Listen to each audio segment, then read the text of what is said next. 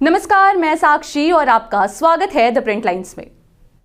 Cinema जगत से बेहद दुखद खबर सामने आ रही है। जानी मानी एक्ट्रेस सुहानी भटनागर का निधन हो गया है। जी हाँ, मात्र 19 साल की उम्र में सुहानी ने इस दुनिया को हमेशा के लिए अलविदा कह दिया है।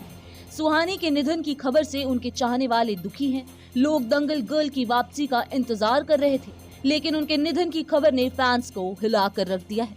सुहानी को 2 महीने पहले हाथ में लेफ़्ट हैंड में स्वेलिंग शुरू हो गई थी। तो काफ़ी डॉक्टर्स वगैरह को दिखाया हमने यहाँ पे, डर्मेटोलॉजिस्ट को दिखाया, हॉस्पिटल्स में दिखाया, एक्सरे वगैरह, अल्ट्रासाउंड, एमआरआई करवाई, क्या प्रॉब्लम है, कुछ किसी को डायग्नोस नहीं हो पा रहा था। फिर एम्स में लेकर गए उसको, एम्स में डायग्नोस किया उन्होंने डर्मेटोमायोसाइटिस जुवेनाइल, क्योंकि वो 19 साल की है। तो जब ये डायग्नोस किया फिर उसके साथ साथ उसको स्टेरॉइड्स वगैरह दिए, उसको ट्रीटमेंट वगैरह दिया। बताएं कि बीमारी है क्या ये एक्चुअली?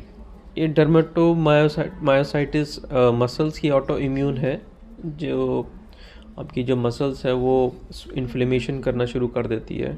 मसल में इन्फ्लेमेशन आती है, सूजन आ जाती है, मसल स्वेल करने शुरू कर देती है, और जैसे जैसे मसल स्वेल करती रहती है आपकी बॉडी में भी स्वेलिंग आती रहती है।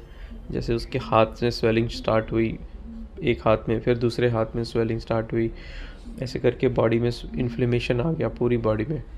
फिर उसमें धीरे धीरे उसके अंदर स्टेमिना ख़त्म हो जाता है, उसके अंदर स्ट्रेंथ ख़त्म हो जाती है, उसके अंदर बॉडी एक शुरू हो जाता है। धीरे धीरे करके ये सारे सिम्टम्स आते हैं।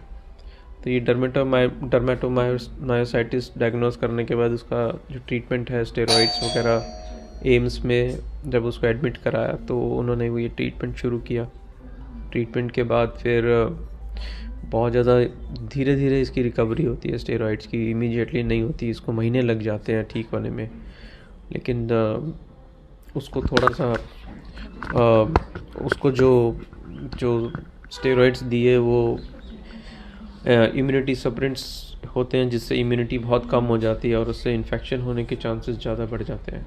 तो वो चीज़ थोड़ी सी इन्फेक्शन उसको कैच कर गया हॉस्पिटल में, और वो इन्फेक्शन की वजह से उसके और जो मेडिसिन उसको दिए, फ्लूइड वगैरह, और वो सब सारी मसल्स के थ्रू वो पानी बॉडी में जाने लग गया, जिसकी वजह से उसका फ्लूइड पूरा बॉडी में फ्लूइड हो गया, लंग्स में भी फ्लूइड हो गया, और उसके बाद उसके लंग्स कोलैप्स करने लगे, और लंग्स कोलैप्स करे और फिर रेस्पिरेशन नहीं हुआ, उसका ऑक्सीजन लेवल बहुत कम हो गया था।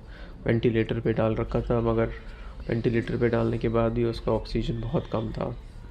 और फिर कल शाम को 7 बजे एम्स में डॉक्टर्स ने बोल दिया शी इज़ नो मोर। अच्छा, कितने दिन पहले ये बीमारी के बारे में पता लगा आपको? हमें 2 महीने पहले पता चला था, तो हम लोगों ने फिर पहले स्किन डॉक्टर्स के दिखाया। हमें बेसिकली बीमारी के बारे में नहीं पता चला था हाँ। कि क्या है, हमें सिर्फ ये पता चला था कि इसको एक लंप डेवलप। बीमारी के बारे में तो 2 हफ्ते पहले पता चला एम्स में।